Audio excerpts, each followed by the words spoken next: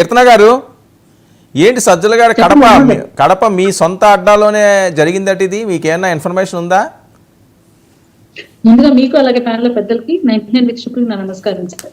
Actually Shekhar Reddy గారు గింజుకుంటున్నారు కానీ వాస్తవాలు అవాస్తవాలు ఏంటో తెలుసుకొని మాట్లాడాలి. అన్యాయంగా ఒకరిని రూపలేసే కల్చర్ అయితే కుటుంబ ప్రభుత్వంలో లేదు. ఆ విషయం మీరు తెలుసుకోండి. నేను ఒక రాయలసీమ బిడ్డగా మాకు అత్యంత సన్నిహితమైన రాయచోటి ప్రాంతానికి మధ్యలోనే ఏదైతే అలిగేషన్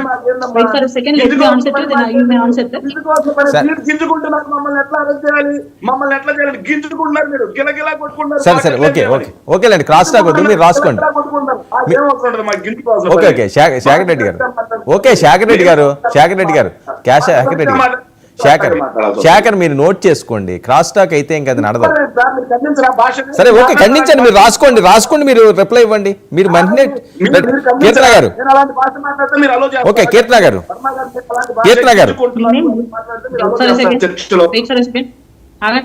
నేనేమో బూతులు మాట్లాడానా? నేను అసభ్యకరంగా మిమ్మల్ని పేరు పెట్టి పిలిచానా? ఎందుకు కించుకున్న టాపిక్ డైవర్ట్ చేయకండి, కాసేపు మ్యూట్ చేసుకోండి. మీరు మాట్లాడినప్పుడు నేను సైలెంట్ గా ఎందుకున్నాను? సరే ఒక నిమిషం అండి శేఖర్ అది ఏముంది, అరే ఒక నిమిషం అండి, వెయిట్ అండి. ఓకే మీరు అనేసారు కదా, పోనీ అయిపోయింది కదా, ఓకే వెయిట్.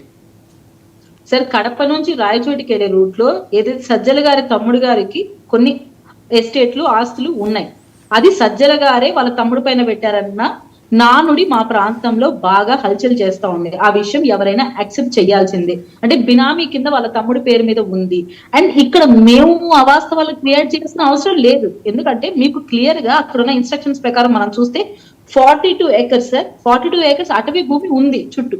అలాగే 5.14 ఎకరాల డికేటి భూమి కూడా ఉంది. అండ్ చుక్కల భూమి అనేది రెండు ఎకరాల్లో ఉంది సార్. ఇవంతా మనకు నామ్స్ ప్రకారం చూశారు. సో వీళ్ళకి అప్రూవల్ ఎలా ఇచ్చారా అంటే, మీ ప్రభుత్వ హయాంలో మీ పెద్దలు ఎవరైతే ఉన్నారో సజ్జల గారు షాడో సీఎం కాబట్టి ఆయనకి చేసి ఉండొచ్చు. సో ఈ నిజాలు పవన్ కళ్యాణ్ గారు తేలుస్తారు. ఎందుకంటే అది అటవీ శాఖ భూములు మీరు కబ్జా చేశారన్న ఆరోపణ సజ్జల గారి పైన ఉంది కాబట్టి. సో మీరు వెయిట్ చేయాలి. అంతవరకు గింజుకుంటేనో మనం బాధపడితేనో అలా కాదు కదా. నిజంగా మీరు నిర్దోషి అన్నప్పుడు నిజాలు తేలనివ్వండి. అప్పుడున్న ఆఫీసర్ సస్పెండ్ అవుతారు. ఎవరైతే మీకు పర్మిషన్స్ ఇచ్చారో, ఎవరైతే ఆ అక్రమాలకు తావు ఎలాగ పాడుపడ్డారో అందరికీ శిక్షలు పడతాయి. సజ్జల గారికి సంబంధం లేదా, నిర్దోషిగా ఆయన బయట వస్తాడు. ఇక్కడ అటవీ భూమి మీరు ఆక్రమించారు. అండ్ ఎస్పెషలీ సార్, ఇక్కడ కొన్ని పార్టీస్ జరుగుతాయని, గెస్ట్ హౌస్ ఉన్నాయని, ఎస్పెషలీ కొన్ని మెడిసినల్ ప్లాంట్స్ కానీ అలాంటి ప్లాంట్స్ ఏవైతే మనం గమనిస్తే ఈ గెస్ట్ హౌస్ లో మామిడి తోటలు, నేరేడు తోటలు, టేకు చెక్కలు, రకరకాల మొక్కలు నాటుకొని మరి వీటిని ఒక మంచి ఎస్టేట్ గా ఏర్పాటు చేస్తున్నారు. ఇది కాక మనం ఇంకా కొంచెం గమనిస్తే ఏదైతే మన వరద ప్రాంతానికి సమీపంగా మేడా వాళ్ళ భూములు కూడా అక్రమ ఆస్తులు ఉన్నాయి. దాని మీద కూడా ఎంక్వైరీ వేయాలని ఉన్నాము. అలాగే ఏదైతే ప్రస్తుత ఎమ్మెల్యే అమర్నాథ్ రెడ్డి గారు ఉన్నారో ఆయన కూడా ఒక ఎస్టేట్ ఉంది. దాని మీద కూడా కంప్లైంట్స్ కోకులలుగా మా పార్టీ ఆఫీస్కి వస్తున్నాయి. సో ఒకటని కాదు, సజ్జల గారి పైన మేము అన్యాయంగా అక్రమంగా కేసులు పెట్టట్లేదు.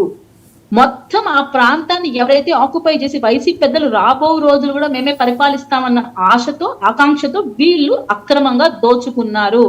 దాంట్లో అటవీ భూములు ఉన్నాయి. సో నిజాలు నిగ్గు తేలేదాకా, పర్మిషన్స్ ఇచ్చిన ప్రతి ఒక్కరికి వేటు పడేదాకా వెయిట్ చేయండి. And one more thing, sir ఏమంటున్నారంటే క్యాసినోలు నడుపుతున్నారు, సనాతన ధర్మాన్ని క్యాసినో అంటున్నారు. ఏ పార్టీ అంటే మీరు రేవ్ పార్టీ నడుపుతున్నారు. ఈ సనాతన ధర్మాన్ని పరిరక్షించాలని చెప్పే పవన్ కళ్యాణ్ గారి సిద్ధాంతాలకు అనుగుణంగా ఉండాల్సిన వాళ్ళు ఇలా చేయొచ్చా? మీకు ఆ వరకు మాటే తెలుసా, లేకుంటే దాని తర్వాత వాళ్ళపైన చర్యలు తీసుకొని అతని పైన సస్పెన్షన్ వేటు వేయడం అవన్నీ కూడా తెలుసా? అంటే అవన్నీ ప్రస్తావించరా? ఒక చిన్నపాటి క్యాడర్ లో ఉన్న చిన్న కార్యకర్త తప్పు చేస్తేనే అధిష్టానం వెంటనే స్పందించి అతను ఏర్పాటు చేసిన రేవ్ పార్టీలో అతను చేసిన అసభ్యకరమైన డాన్స్లకి అతన్ని సస్పెండ్ చేశాం. అదే మీ పార్టీలో గొప్పగా చెప్పుకునే మీ పార్టీలో గత ప్రభుత్వంలో సంక్రాంతికి క్యాసినో ఈవెంట్ నడిపిందే సాక్షాత్